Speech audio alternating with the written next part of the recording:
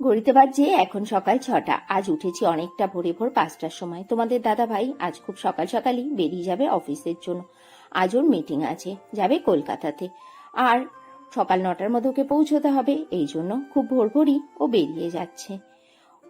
আর ওকে পাঠিয়ে দিয়ে তারপরে আমার আছে ঘরে অনেক কাজকর্ম। ছেলে মেয়েগুলো তো এখনো ঘুমোচ্ছে, এত ভোরে উঠে ওরা করবেই বাকি। দাঁড়াও একটুখানি, দাঁড়াই যতক্ষণ দেখা যায়। দুগ্গা দুগ্গা সাবধানে যাক, এটাই প্রার্থনা করছি।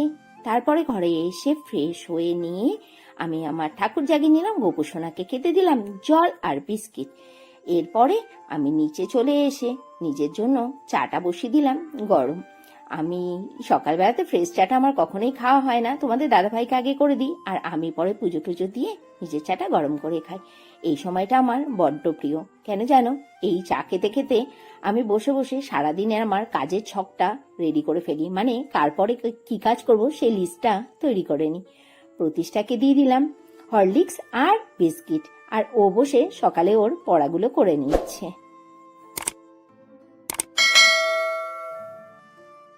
সবার আগে আমার কাজ হচ্ছে মেশিনে জামা কাপড়গুলো লাগিয়ে দেওয়া।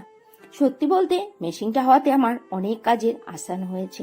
আগে যখন হাতে জামা কাপড় কাচতাম কতই না কষ্ট হতো।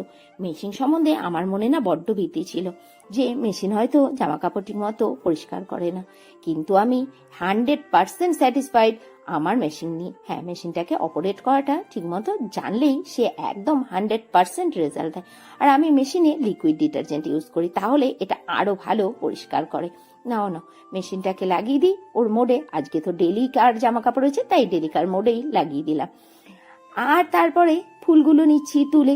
আমার বাড়ির গাছে যথেষ্ট ফুল ফোটে, যে আমাকে কখনো বাইরে থেকে ফুলের জোগান নিতেই হয় না, কোনো না কোনো ফুল গাছে ফুটেই থাকে। আর ফুল গাছগুলো এত সুন্দর হয়েছে বৃষ্টির জল পড়ে। তারপরে লেগে গেলাম ঘরের নিত্যকর্মে। আমার এই যে ফ্রিজটা, এটাকে আজকে নিচে কলিন দিয়ে পরিষ্কার করে। এমনিতে তো আমি প্রতিদিনই ঘরের প্রতিটা জিনিসপত্রকে ডাস্টিং করি, কিন্তু সপ্তাহে 2-1 বার করে আমি কলিন দিয়ে ঘরের প্রতিটা জিনিসপত্র পুছি। আমার না ঘরের কোনো জিনিসপত্রের ওপরে একটুকু ধুলো বালি নোংরা বা ঘরের একটা জিনিসপত্র ওলট পালট আমার চোখে যেন সহ্য হয় না। মাঝে মাঝে ভাবি, এখনো তো ধরো আমার ক্ষমতা আছে, শরীরের সামর্থ্য আছে, তার জন্য আমি করতে পারছি। যখন আমার বয়স হয়ে যাবে বা আমি অপারক হয়ে যাব, সংসারের গৃহকর্মগুলো আমি ঠিকমতো করতে পারবো না, তখন আমার কি অবস্থা হবে। তোমাদের দাদা ভাই আমাকে মাঝে মাঝে বলে, তুমি এত কাজ করো, তোমার কষ্ট হয়ে যায়, তুমি একটা হেল্পিং হ্যান্ড নিয়ে নাও যে তোমার ঘরের এই কাজগুলো করবে। কিন্তু সেই যে আমার মনের বাতিল, আমি যে পারি না, আমার যে মনটা মানবেই না নিজের হাতে যতক্ষণ নিজের ঘরের প্রতিটা কাজকর্ম না করব।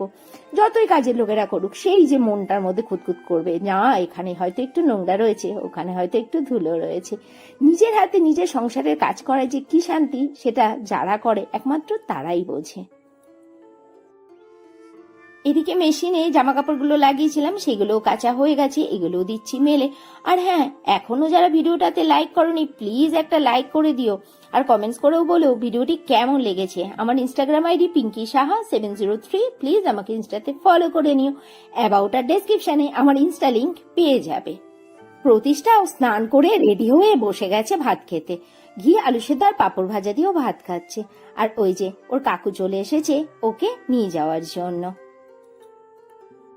আজ রান্নাঘরে পুরো দমে মেরে দিয়েছি ফাঁকি। রান্না করলাম কি জানো, ভিন্ডি ভাজা, আলু কচুর গাঠি সেদ্ধ, আর কালকে রয়েছে মাটন। মাটনটাকে করে নেব গরম। আর আমার প্রিয় খারকোল পাতা বাটা। ব্যাস, আমার তো খারকোল পাতা বাটা হলেই খাওয়া হয়ে যাবে, আর কিছু লাগবেই না। আর যেহেতু মাংসটা কালকে রয়েই গেছে, আর কি রান্না করব বলো তো, এতেই চালিয়ে দেবো কাজ। আসলে আজকে রান্নায় ফাঁকি মারার আর একটা কারণ হচ্ছে আমার এই যে চিমনিটাকে আজকে পরিষ্কার করতে হবে। আমার এটা হচ্ছে কুচিনার ভোগ চিমনি। চিমনিটার আমার বয়স প্রায় 10 বছর হতে গেল, আর চিমনিটাকে আমি নিজের হাতেই সার্ভিসিং করি। আরে বাবা, লোক ডাকলেই তো এক গাদা টাকা ধ্বংস হবে, তাই না? নিজের হাতে যতক্ষণ পারি কাজটা নিজেই করার চেষ্টা করি। আমি কিন্তু নিজের হাতে আমার চিমনিটা যথেষ্ট ভালো সার্ভিস করি, আর সংসারে কিছু টাকাও বেঁচে যায় এর থেকে। দেখতে পাচ্ছ কত সুন্দর আমার চিমনিটা পরিষ্কার হয়েছে। আর আমি এটাকে লিকুইড ডিটারজেন্ট দিয়ে অটো ক্লিন করে নিই, তারপরে কেরোসিন তেল দিয়ে খুব ভালো করে পরিষ্কার করে নিই। দেখে বুঝতে পারবে যে এটা 10 বছরের আমার চিমনি, একদম ঝকঝক করে পরিষ্কার করলে। যদিও বা রান্নার পরে প্রতিদিনই হালকা করে আমি একটু পরিষ্কার করেই নিই। আবার ফেরত চলে এলাম সন্ধেবেলাতে। প্রতিষ্ঠাকে দিয়ে দিচ্ছি চকোস। ওর আবার চকোস খেতে বেশ পছন্দ করে। দুধ দিয়ে চকোস দিয়ে খেয়ে প্রতিষ্ঠা বসবে পড়তে।